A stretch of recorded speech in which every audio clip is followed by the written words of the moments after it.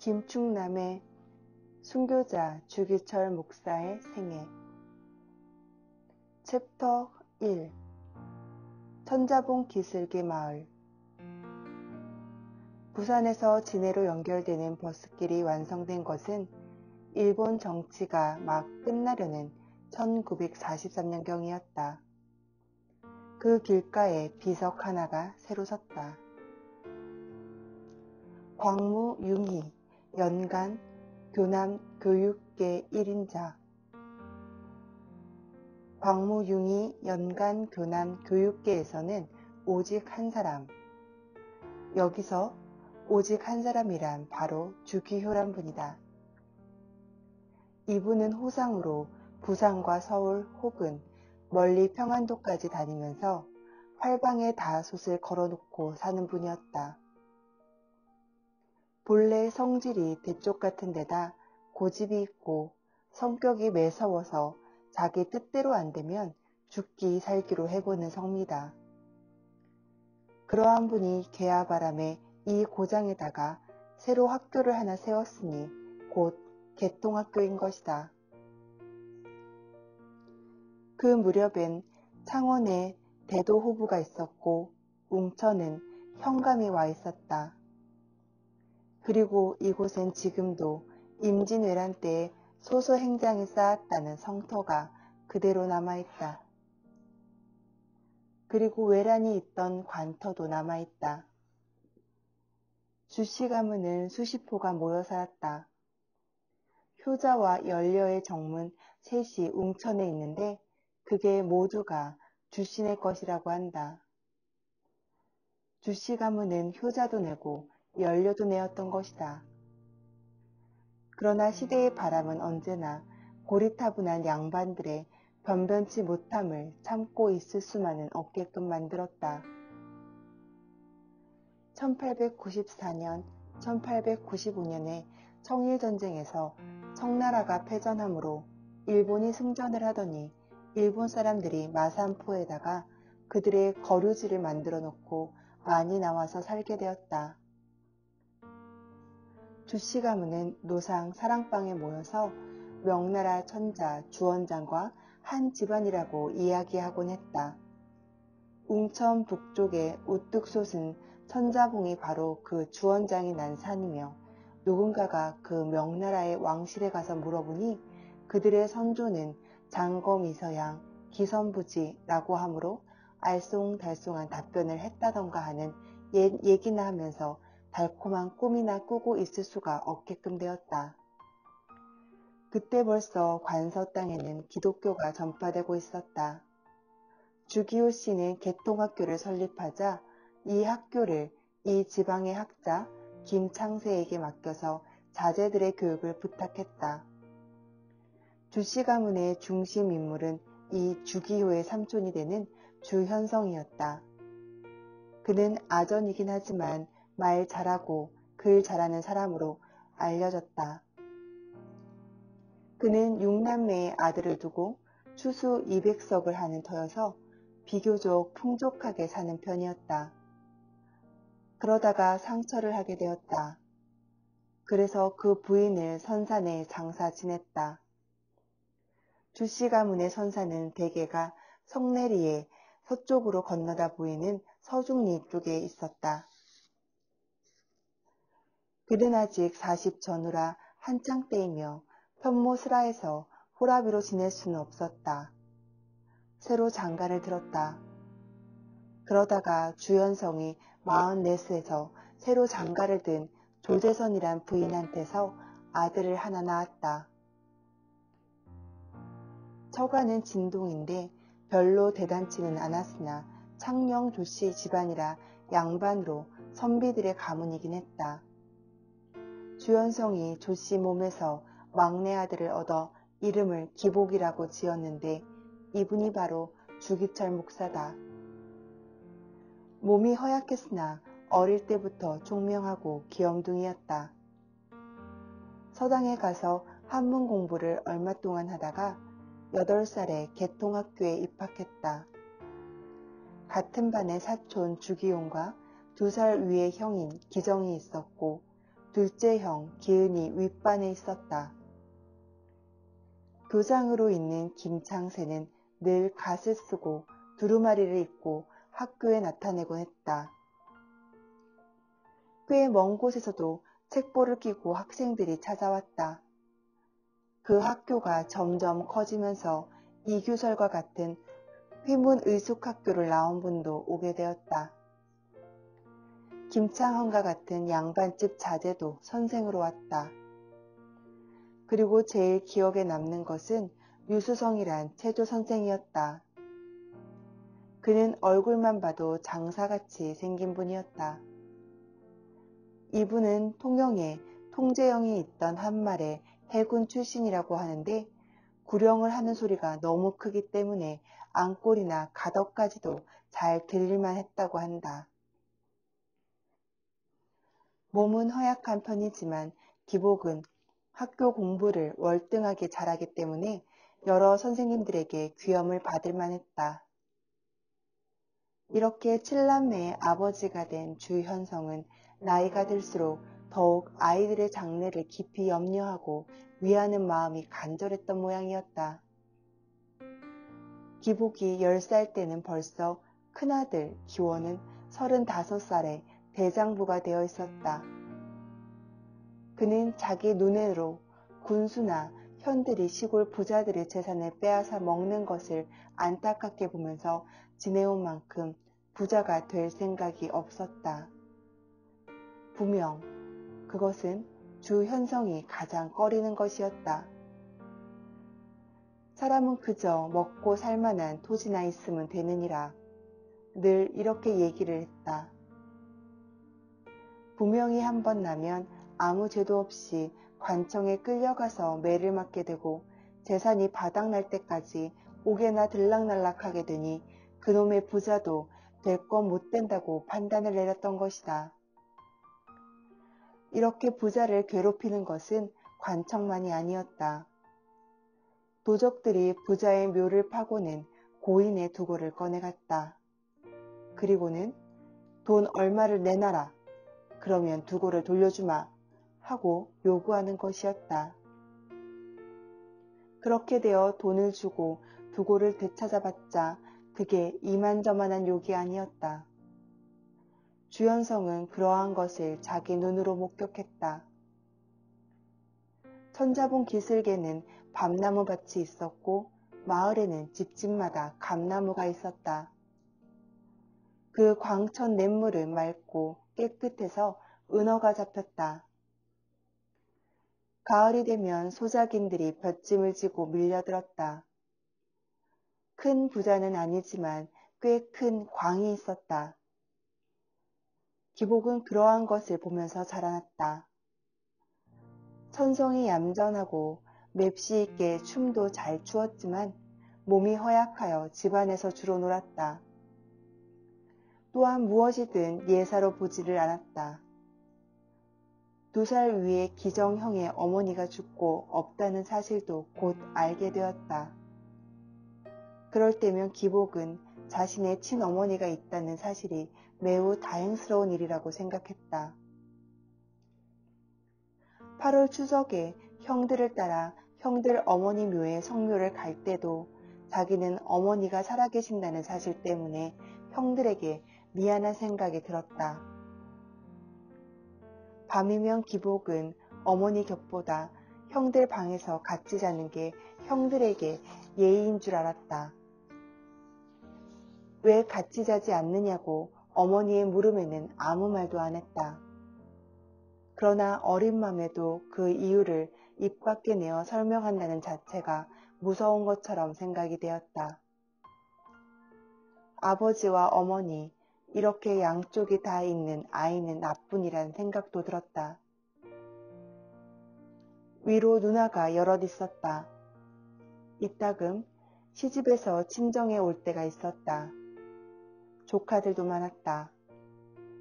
제일 큰 조카는 이름이 구경인데 4살 아래였다. 아버지 주현성은 그 당시 무슨 책을 쓰고 있었다. 그 책의 제목은 청야종인이라고 붙일 생각이었다.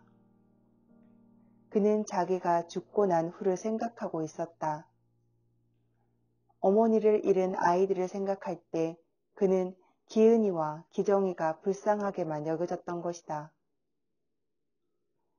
벌써 그는 50세를 훨씬 넘은 노인이 되어가고 있었다. 그는 독서를 몹시 즐겨했다. 그럴 때마다 그는 자기의 선조들의 행적을 생각해보곤 했다. 그는 양반들이 날뛰는 꼴을 아니 꼽게 생각했지만 공맹지도는 마음속 깊이 존중하고 있었다. 성현들이 남겨놓은 말을 정성을 들여서 적어 모으기 시작하고 있었다.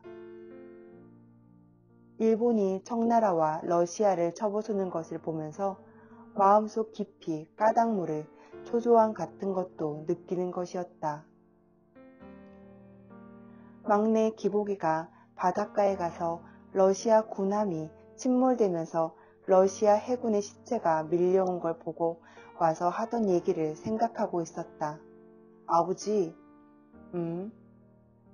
멀끄댕이 노을한 사람 송장하고 러시아 사람 물건이 바닷가에 밀려왔습니다.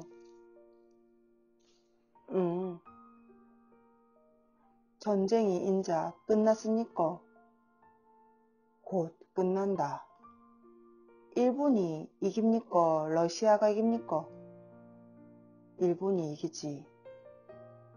힘이 있어야 사는 세상인 줄을 느끼면서도 도덕이 없어서는 안 된다고 생각하는 주연성이었다. 을사보호조약이 나면서 온 나라가 발칵 뒤집혔다. 세상은 많이 달라져 가고 있었다. 곧 서울에는 일본의 통감부가 들어앉게 되고 딴 나라의 공사들은 다 한국 땅에서 물러가고 말았다. 그는 조카 주기호가 세운 학교와 조카가 떠들어대는 얘기를 생각해보고 있었다. 부산, 대구에 외국인들이 와서 많은 학교를 세우는 모양이지만 학교를 세우는 일에 있어서는 경상도의 양반들이 뒤떨어지고 있다는 것도 사실이었다. 평안도에서는 학교를 세우고 모두 야단입니다. 이대로 나가면 서양 사람들한테 먹힙니다. 경상도만 깜깜하지 타지에서는 야단입니다. 허위나 신돌석도 꽤 날뛰는 모양이군. 무력으로는 도저히 일본을 당해내지 못합니다. 그는 이따금 학교에서 들리는 창가 소리를 들으면서 신식교육이 전과는 많이 다르다는 사실을 깨닫게 되었다. 그의 아버지는 주경우고 그의 외가는 김씨였다. 모두 재간이 있고 덕망이 있었다. 그러나 모두가 천자, 주원장의 전설에다 꿈같은 한을 안고서 저 세상으로 떠나가고 말았다. 그는 인간이 속절없이 죽는다는 사실을 자기 아내 이씨가 죽는 것을 보면서 절실하게 느낀 바가 있었다.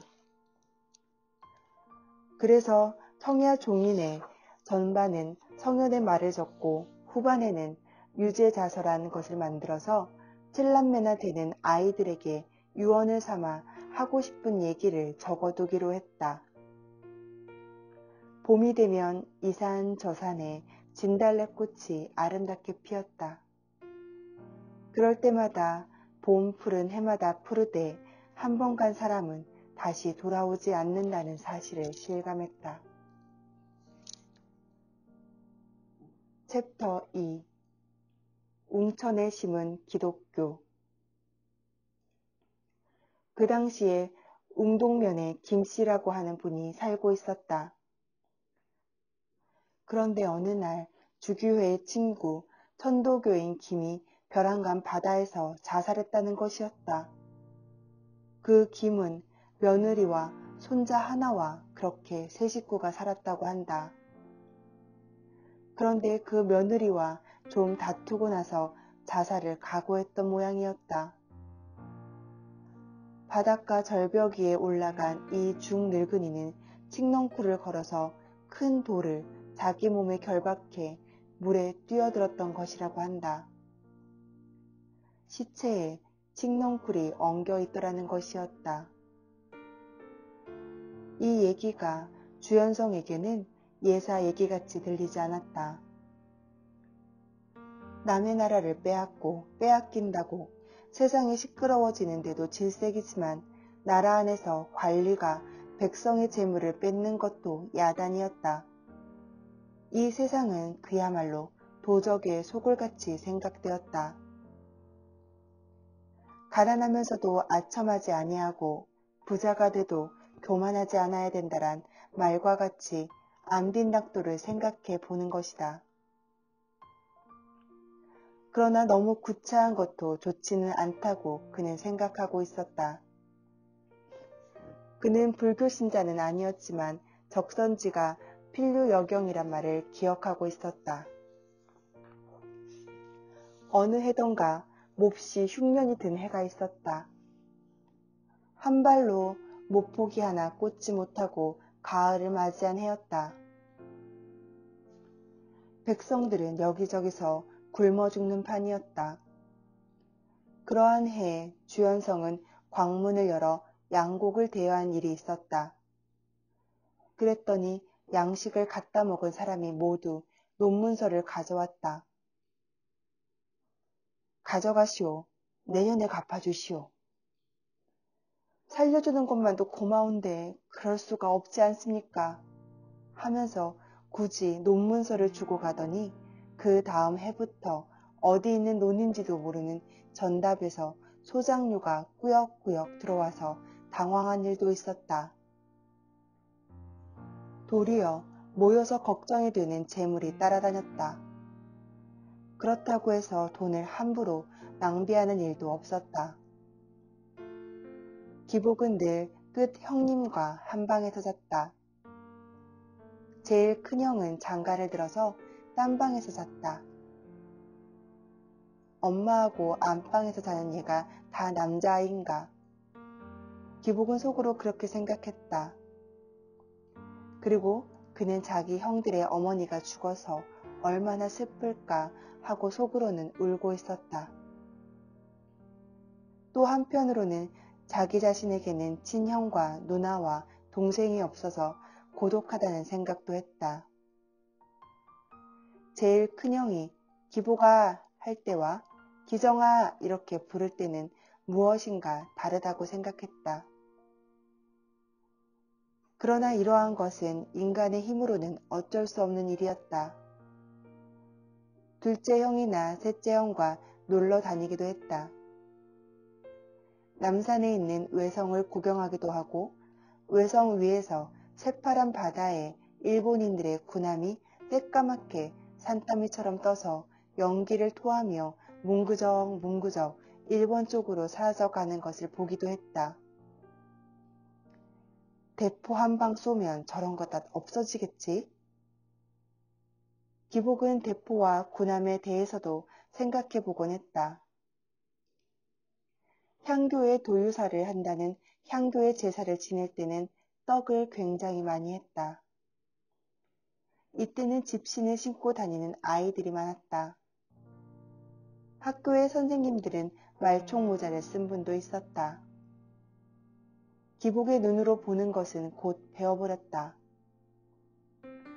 어디서 춤추는 것을 봤는지 멋들어지게 춤을 추어서 어른들을 놀라게 했다.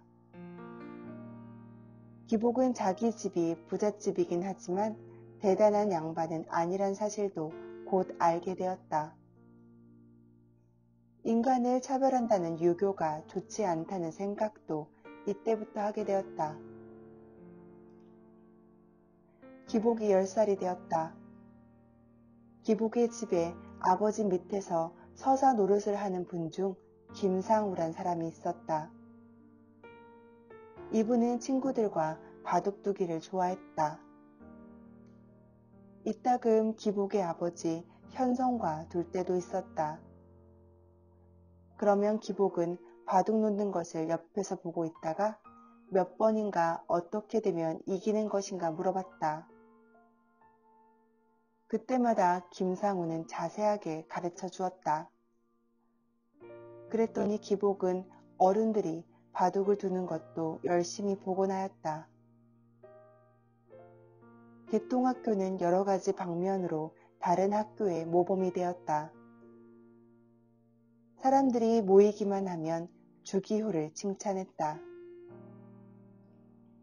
학교를 지을 때는 학교 생도들과 선생, 교장 할 것 없이 개울에 가서 돌을 주워다 나르고 톱이나 망치를 들고 손수 일을 했다. 오늘 공부는 이것으로 끝낸다.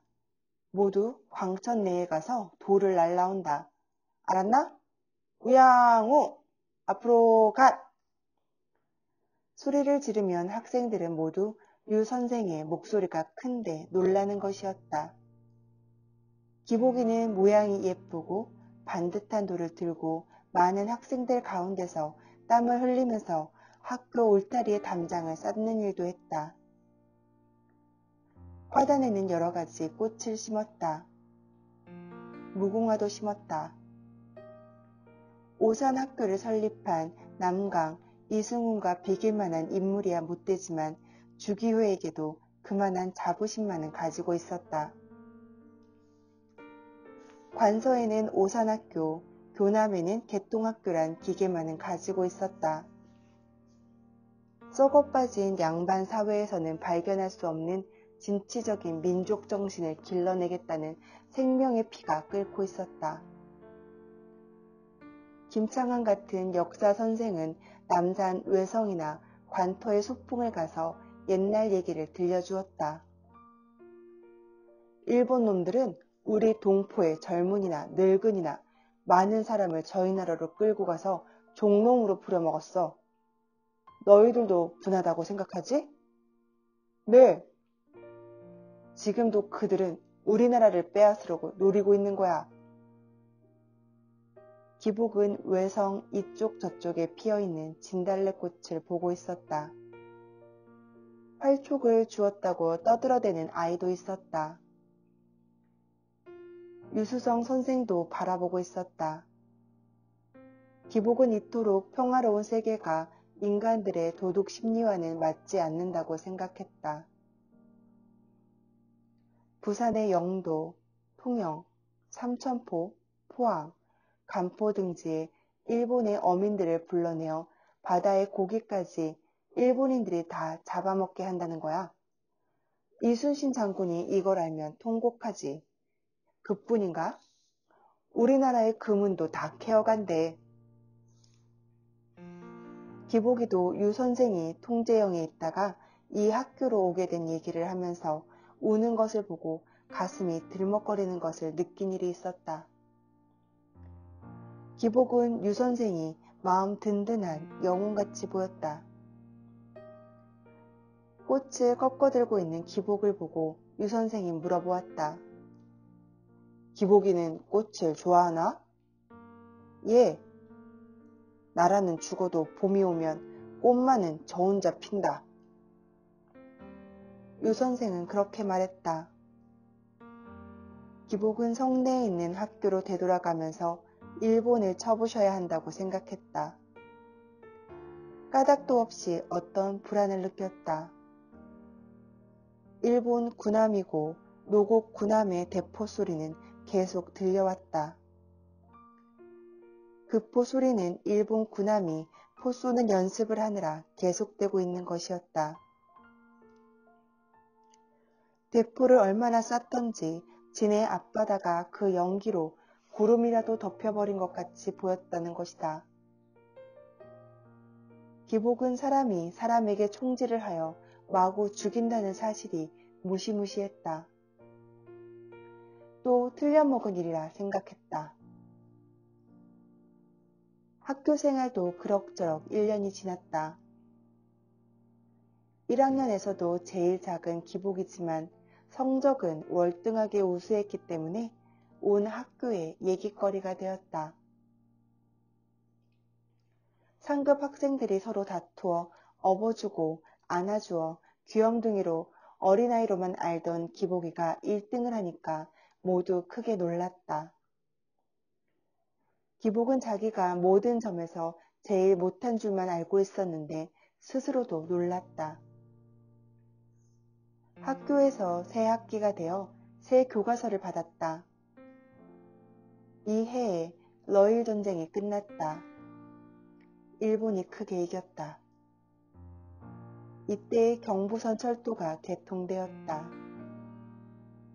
개통학교를 설립한 주기호는 곰계에서 배를 타고 부산으로 가서 부산서는 기차를 타고 서울로 간다는 것이었다. 나뭇잎이 피어나기 시작했다. 살구꽃이 아름답게 피었다. 상급반 아이들은 모이기만 하면 윤강회를 한다면서 우리나라가 어떻게 해야 한다고 떠들어대는 것이었다. 발전해서 사느냐, 퇴보하고 죽느냐, 이 두 길밖에는 없습니다. 기복은 가끔 안질이 있어서 고통을 받으면서도 지수왕, 배운한 등과 어울려서 공부도 하고 놀기도 했다. 사촌형이지만 같은 나이인 주기용과도 잘 지냈다. 학교 성적은 기용이, 기복이 다음으로 잘했다. 기복은 저희 형 기정의 어머니가 죽고 없다는 사실을 늘 염두에 두고 불쌍하다고 생각하며 또 어린 마음에 미안하게 생각했다. 그런 관계로 되도록 이 형과 한 방에서 자기도 했다. 챕터 3 개통학교 시절 큰 형수의 성은 황씨였다. 조카도 잇따라 낳았다. 4살 아래인 구경은 항상 따라다니기도 했다.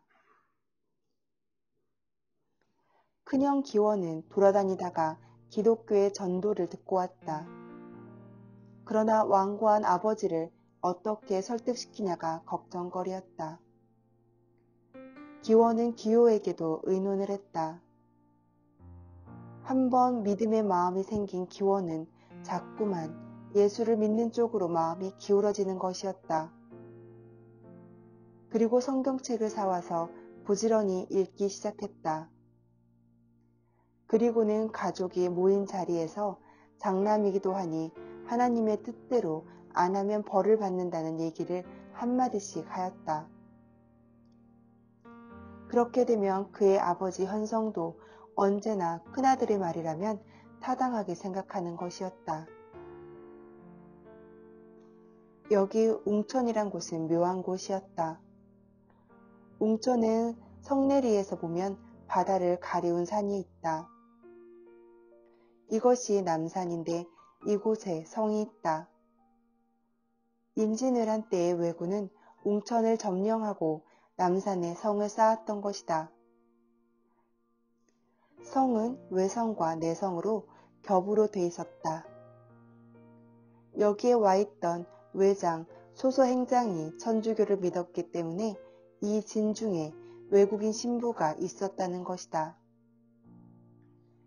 그런데 이 외국인 신부는 진중에서만 전도를 하다가 근방의 민간인에게도 차츰 하나님의 말씀을 전했다고 한다. 그때 뿌린 복음의 씨앗을 왜군이 물러감과 동시에 이럭저럭 소멸해버린 듯 했다. 이렇게 과거에 눈앞에까지 예수의 도가 왔다가 갔다는 얘기를 생각하면 기독교가 무척 가깝게도 생각이 되는 것이다. 소서행장은 남산에다 성을 쌓아놓고는 한국 사람을 7,000명이나 끌어다가 일을 시켰다. 그의 진중에는 포르투갈 사람 세스페데스란 신부가 있었다고 한다.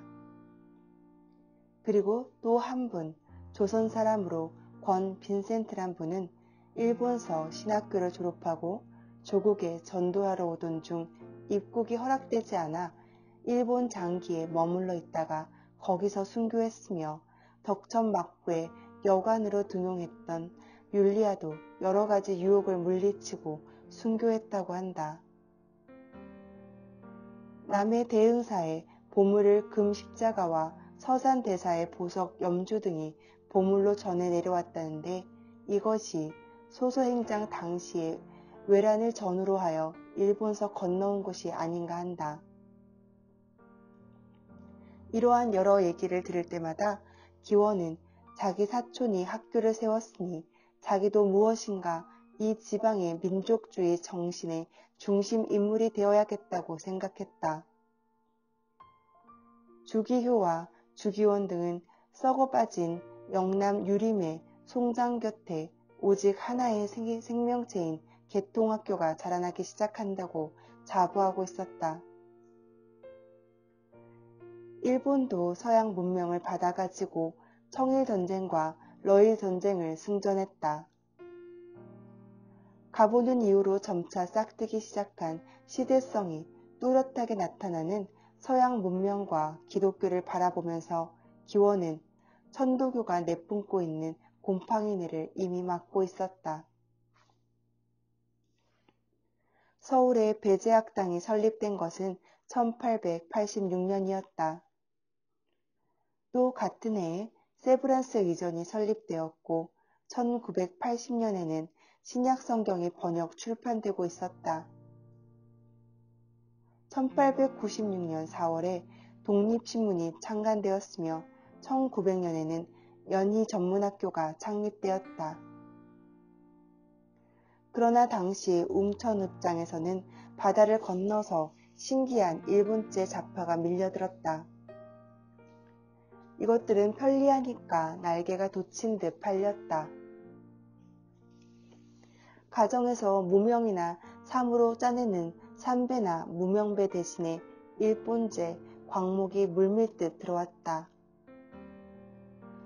한국 정부에서 만들어낸 백동전과 엽전은 맥을 못 추고 일본인들의 동전이 판을 치는 시대가 되었다. 막대한 한국의 금이 일본으로 흘러들어간다는 말이 났다. 1907년 헤이그 밀사 사건으로 고정 황제는 왕위를 황태자에게 물려주게 되었다. 이것을 반대하다가 곽영효는 제주도로 유배가게 되었다. 그때 마산에 장지연이 있었는데 시일야 방성대곡이란 논설을 써서 명성이 높아진 사람이었다. 이따금 마산에 드나드는 관계로 장지연 선생을 만나보고 오는 사람도 있었다. 이 무렵 개통학교에서는 윤강회라는 것을 꾸며 시사 문제에 대한 연설을 시켰기 때문에 모두 시대의 변천에 대해서 비교적 민감했다. 학교 교장격인 김창재는 마산서 장지연을 만나고 와서 우리 청소년 학생들의 나갈 길에 대해서 유익한 얘기를 했다. 서양 학자가 말하기를 지리학이 일어나지 아니하면 애국심이 발생하지 아니한다. 예전에 프랑스가 프러시아에 패했을 때 2주를 잃으니 지도상에 특히 일색을 더하여 나라 안의 학생을 가르치는 과련히 부끄러운 마음을 일으켜 보복을 계획하게 되어 프러시아 쪽에서도 이것을 알고 크게 두려워하였다고 얘기하는 것이었다. 기복은 무슨 일에나 흥미를 가지고 알고자 했다. 그리고 우리나라가 잘 돼야 할 것을 늘 마음속으로 원했다. 이럭저럭 하는 동안에 기복은 개통학교 3년이 되었다. 나이도 11살이 되었다. 어느 날 아버지의 서사 김상우와 그의 친구가 바둑을 두고 있다는 것을 보고 기복이 훈수를 했다. 얘들이 뭘 한다고 야단이야? 이렇게 말했지만 사실 알고 보니 그게 용한수라 김상우와 그 친구가 놀랐다. 그래 김상우와 어린 기복이 바둑을 한 판 두게 되었다. 두다 보니 김상우가 판판이 지고 만다. 언제 배웠노? 옆에 보고 있으면 알지.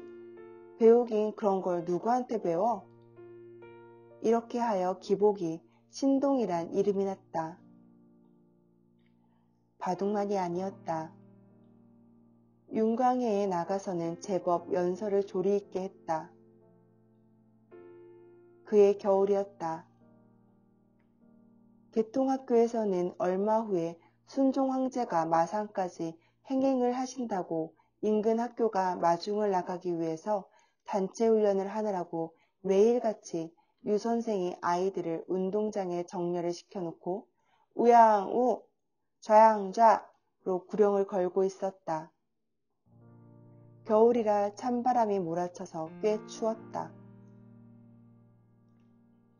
이까지 추위가 뭐냐? 유 선생은 학생들에게 기운을 내라고 야단을 쳤다. 순종 황제가 오는 날은 마산 천지가 인산인해를 이루었다. 하얀 두루마기와 새까만 갓을 쓴 사람이 구름대같이 모여들었다.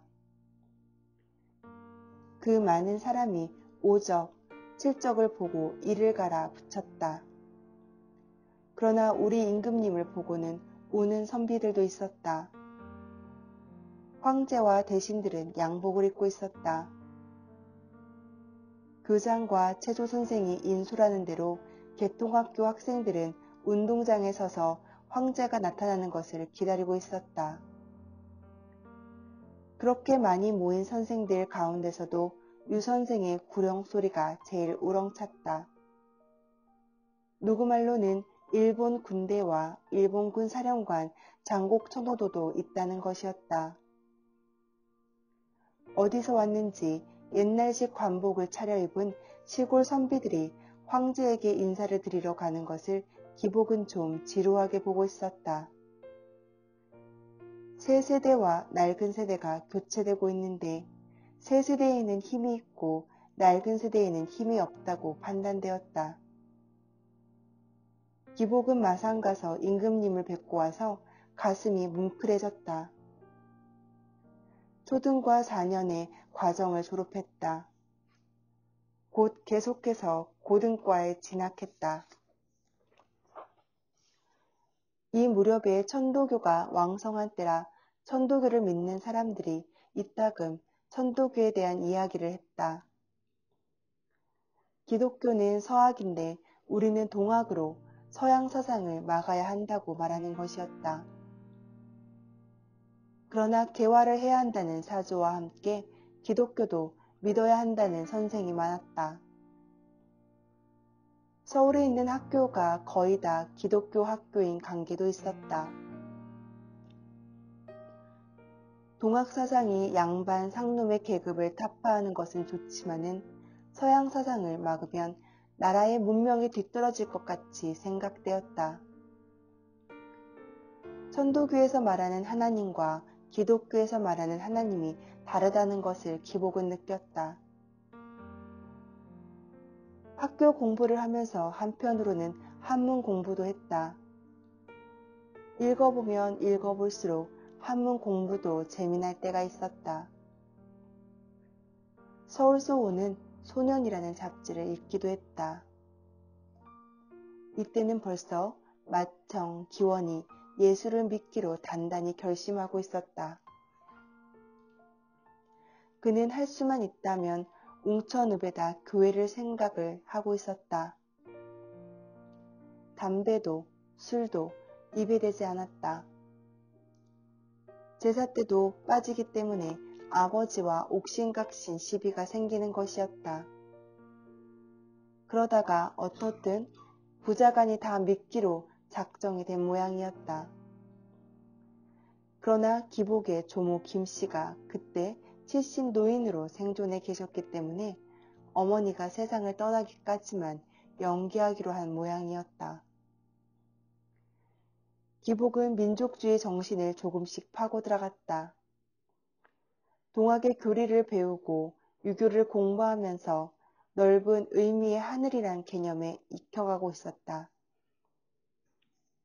기복 역시 주씨 가문이 명나라 천자와 한 집안이 되어 자기 집이 정승판서의 집안이 되어 호사를 하면서 지냈으면 좋겠다고 생각한 적도 있었다.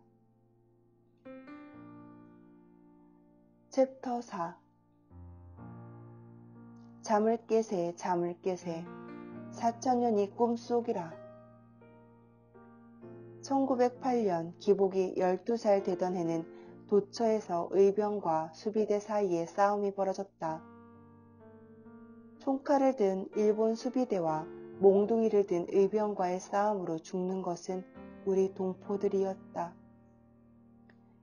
기복은 어디서 누구누구가 의병으로 나가 싸우다가 죽었단 말을 듣고 분통이 터져서 울기도 했다. 이때 벌써 조정은 일본 정부에게 많은 빚을 지고 나라가 일본으로 넘어갈 것이라는 소문이 나고 있었다.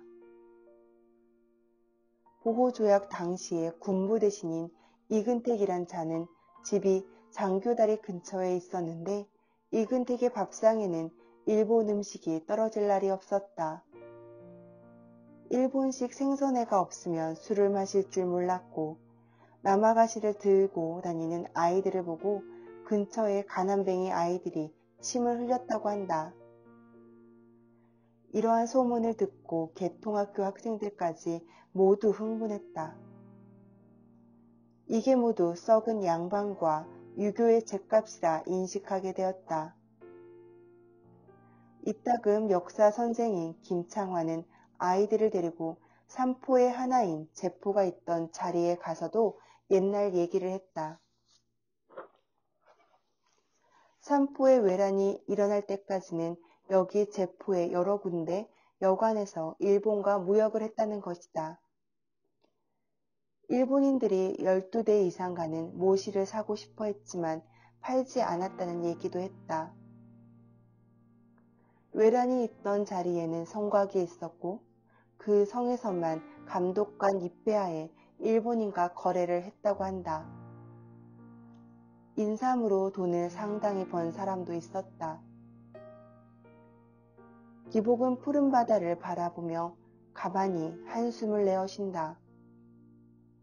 바로 그때 누군가가 군함이다! 하고 소리를 쳤다.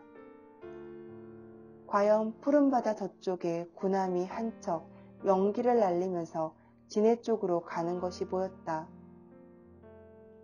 새 시대는 다가오고 있었다. 공부를 열심히 해야 한다. 김 선생의 목소리는 울음소리로 변해버린다. 장터에 가보면 일본에서 온 연필과 지우개가 그림 그리는 물감 같은 것도 와 있었다. 공책도 모두가 일본서 만든 것이었다. 1909년에 이토 히로부미가 안중근의 총을 맞고 죽었다는 소문이 퍼졌다. 모두 나라의 원수를 갚았다고 기뻐했다. 그 이토 히로부미를 죽인 안중근이 천주교 신자란 얘기도 함께 퍼졌다. 기복의 개통학교 고등과를 졸업한 해 8월에 일본은 기어이 우리 땅을 집어먹고 말았다. 사촌형 기호나 친형 기원이나 기정이나 지수왕, 배운한 등과 모여서 크게 통곡했다. 어떻게든지 일본인들을 무찌르고 이겨내야만 한다고 결심을 했다. 그때 맏형 기원이 여기 웅천에다 처음으로 교회를 세웠다. 기복은 이 교회에 잘 다녀서 소년 목사란 칭호를 들을 만큼 되었다.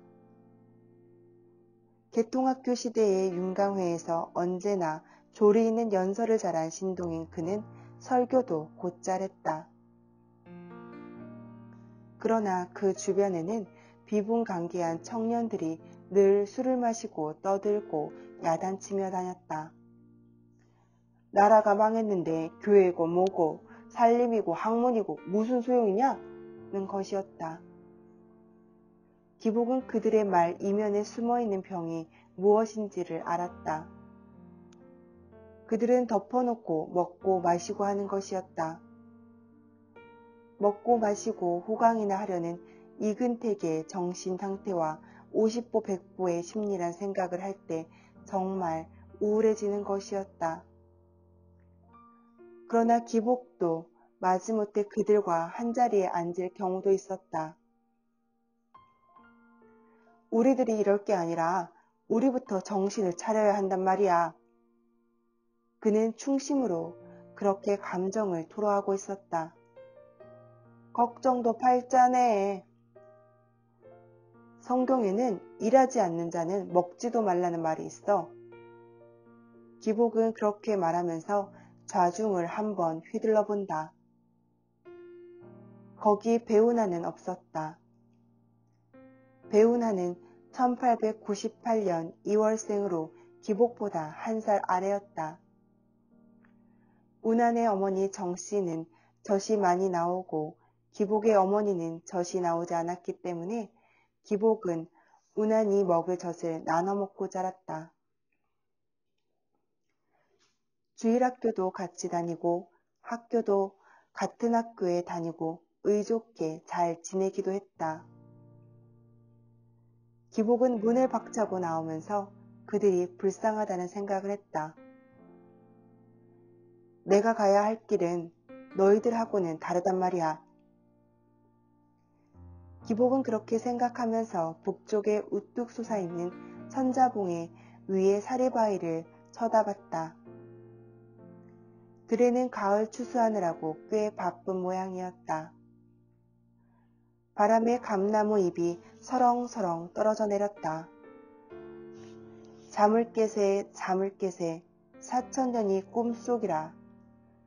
창가를 입속으로 불러본다. 병풍을 둘러놓은 것만 같은 고향 풍경이었다.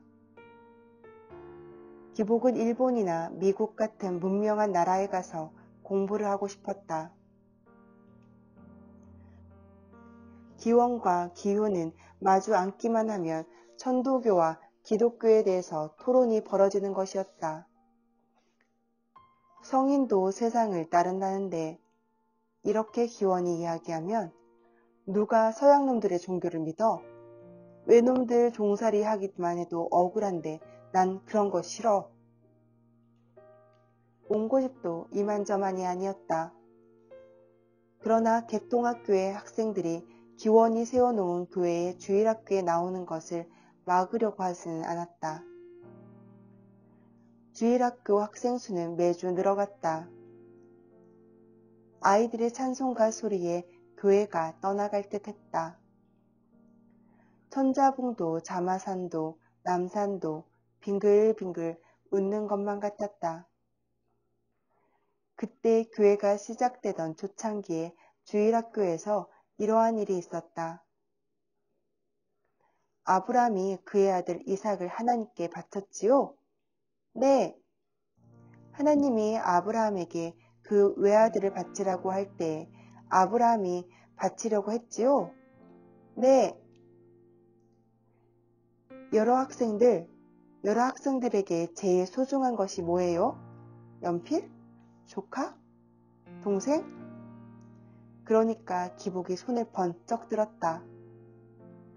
우리 자신의 산 몸입니다. 그래서 주일학교 선생님은 깜짝 놀랐다고 한다. 이건 벌써 여러 해 전의 일이었다. 기복은 싫은 건 아주 싫고 좋아하는 것은 죽기 살기로 좋아하는 성격의 소유자였다. 기복이 가만히 생각해보니 일본인이 탐을 낸다는 게 기껏해야 재물인 것만 같았다. 기복의 할머니는 꼬부랑 할머니였다. 머리칼이 배꼽같이 하얀 할머니였다. 산에 가도 높은 바위 위에는 가지 마라. 깊은 물에도 들어가지 마라. 뭐든지 하지 말라고만 했다. 설이 되어 세배를 하면 주머니에서 동전을 하나 끄집어내어 주기도 하고 춥겠다면서 손을 만져주기도 했다. 집안에는 꽃밭도 있고 광도 있었다. 아버지는 화초를 좋아했기 때문에 갖가지 꽃을 심었다. 한박꽃이 제일 좋다고 생각했다. 벽오동 나무와 감나무와 석류 같은 과일나무도 있었다. 아버지는 틈만 있으면 그때도 무슨 글을 쓰고 있었다. 맑은 밤에 종소리가 인도한다고 그 글의 제목을 청야종인이라고 한다는 얘기는 기복이도 알고 있었다. 어느 때는 기복은 자기가 요셉이 아닌가 생각해 보기도 했다. 배가 많이 다른 형이 있으니까 말이다. 그렇다면 자기에게 베냐민 같은 아우가 있어야만 했다. 그토록 애굽의 총리 대신이 된 요셉을 부러워하기도 했다. 주위의 영정을 모셔놓은 강당에 가보기도 했다. 어떻게 보니 그 주위의 얼굴 모습이 자기 아버지의 얼굴 모습을 닮은 것 같기도 했다. 할머니도 아버지도 어머니도 나를 지극히 사랑하고 있다고 기복이는 생각했다. 형들도 나를 사랑하고 있다. 덜커덩 덜커덩 방아 찧는 소리가 들린다. 가난한 집 계집애가 저희 어머니와 함께 방아를 찧고 있었다. 등에 땀이 나서 옷 위에까지 땀이 배어올랐다. 얼굴에도 땀방울이 맺혀 있었다. 다리가 아플 것이라고 생각했다. 십자가를 짊어지고 기진맥진 골고다를 올라가는 예수님을 환상 속에 그려본다. 일본 통치가 되면서 웅천읍에도 칼을 찬 일본인 순사부장이 와 있게 되었다. 일본인 순사부장은 턱에 수염이 많고 시꺼먼 게 인종이 좀 달랐다. 눈초리도 무서워 보였다. 마산에서나 부산에는 일본인 수비대가 기관총이나 대포를 갖고 와서 의병이 일어나면 언제든지 뛰어가서 그곳을 제로 만들어버린다는 것이었다. 일본인 순사가 와 있는 주재소 앞을 다닐 때는 모두 조심해서 다녔다. 그만큼 그들은 무서웠던 것이다. 천도교에서도 마음의 문제에 대해서 얘기를 많이 했다. 그런데 예수를 믿고 나서 어슴푸레하게나마 진작이 가는 것은 마음이 변해졌다는 사실이었다. 한일합방 같은 것도 문제가 안 되는 것만 같았다. 일본인들과는 다른 곳에 우리 한국 사람이 살 길이 열려 있다는 신념이 생겼다. 어떻게 생각하면 전 세계의 모든 인간이 다 제 갈 길을 잘 모르고 있는 것 같기도 했다. 기복은 예수를 건성으로 믿고 있다고 생각할 때도 있었다. 그러나 자기 자신도 그것을 자기 힘으로 어떻게 고칠 수는 없었다. 우울한 세월이 흘러갔다. 공부도 이럭저럭 하고 집에서 놀고 있으면 아까운 자기의 생명이 죄가 되어 버릴 것 같아서 초조한 생각이 들기도 했다. 바로 그러한 때에 부산 지구로 순회 강연을 나왔던 춘원 이강수가 개통학교에 대한 얘기를 듣고 마산으로 지나가는 길에 들렸다. 그때는 이강수도 아직 젊은 학생 시절이었다. 그래서 기용과 기복 그리고 배우나니와 모두 함께 웅포에까지 마중을 나갔다. 개통학교에 온 이광수는 젊은 청년은 큰 뜻을 가지고 배우며 부지런히 일해야 한다는 뜻으로 얘기를 했다. 공부하고 연구하기만 하면 우리도 세계의 1등 국민이 될 수 있다고 자신을 가지도록 얘기했다. 그리고 정주 오산학교 얘기도 했다. 정주 오산학교라면 전국적으로 이름이 나 있었다. 그래서 기용과 기복은 오산학교에 입학하기로 결정이 되어 곧 춘원을 따라 평안도로 떠나게 되었다. 김충남의 순교자 주기철 목사의 생애